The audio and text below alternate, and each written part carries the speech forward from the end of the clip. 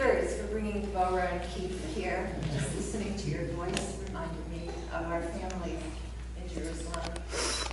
I want to send love to Ani and Benjamin and their children, and to Carney and Colin and their children, because they are so sad to miss their baby sister's first child. And I want to thank the congregation so much for embracing our children. And I want to thank our family. Neil has already thanked my kids, who really made a yeoman's effort to be here, and my brother-in-law, sister-in-law, mostly my grandson Toby, who is hiding out in the front. And to the family of Hart, Uncle Arthur, and Kathy, and Adina, Norman, and Deborah, always Deborah. Thank you for making my kids welcome and just being as transparent as you've been and as loving and supportive as you've been. So, I saw the baby in Art's arms and remembered a time long ago when we placed another baby in Art and Kathy's arms. And I can't tell you what a moment that was. So thank you for being in our lives in so many ways, really. It seems almost redundant to say all of this, but because I like the stage, I'm going to say it anyway. The naming of a girl child, like a Brit, is a nexus point, a sacred moment when we bind together, past and present, by recalling those we've loved, and at least symbolically laminating their names or their qualities onto the soul of this little one whom we've grown to love so much in such a brief amount of time, and we hope to nurture for many, many years to come. It's also a magical moment in that we frequently take more than one name, as we just heard, and marry it to another, thereby creating a configuration that's never existed before. There has never been a Lilah Sasson before. That energy has never been present in the universe. And we do all of this in the presence of family, in the presence of community, and in the presence of God.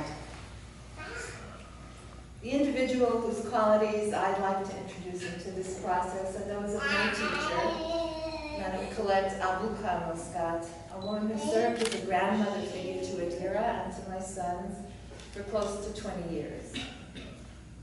Colette was a phenomenon. She was one of the 7 wonders of the universe.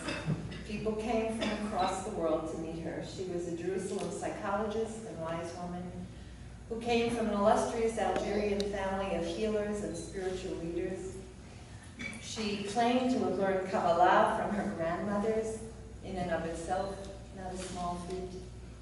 And she apprenticed with her father, a well-known neurosurgeon, when she was just a young woman.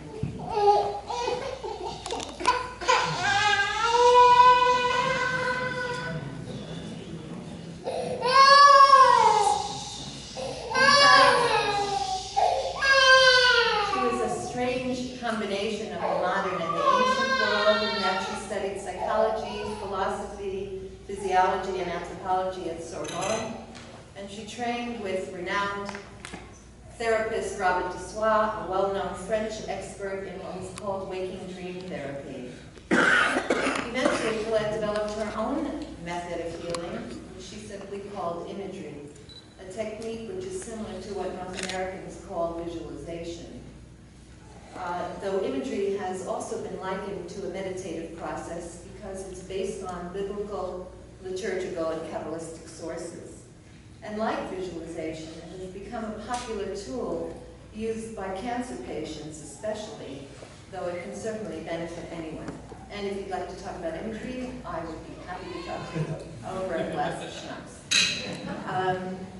But the most important thing that I want Lilah Sasson to know is that Colette taught and practiced imagery for 60 years, never taking payment for her work, always considering this part of her duty, part of Tikkun Olam.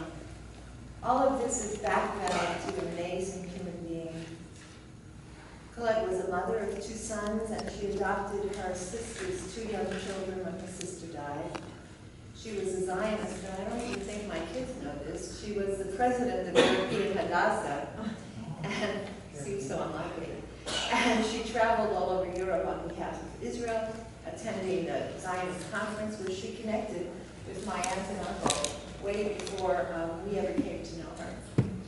When she remarried Aryeh Muscat, they made Aliyah, and she continued to teach and counsel people from all over the world in her tiny garden behind the Blue Gate in Jerusalem.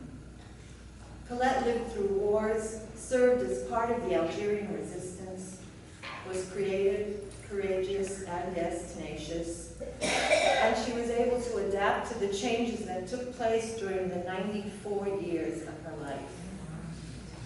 Despite the fact that she taught in English and French, she was able to communicate with people of all backgrounds and all ages, and she counted many Israeli artists and therapists among her students. In addition, she was beautiful and talented. She was a sculptress, a pianist, and a poet. And most importantly, she had the gift of being able to listen to people, really listen to them, and to help them discover or rediscover the meaning and purpose of their lives. I always like to say that along with her famous herbal tea, if you remember, jasmine and rose petals, there was always a sense of deep spiritual companionship. So my prayer today is that these qualities grace Lilah Sasson's life and her character, so that she too grow to become a creative teacher, a compassionate leader, a healer, and an inspiration to many. And I ask you to witness that prayer by simply saying, Amen. Amen. By the way, I'm so proud of my Juanadira, so I just want to say that. This was a tough job to have a baby, to find the right one, to create a service to help me to so many people. Thank you. Oh, I don't want to get you to get up again. Oh, yeah. All right.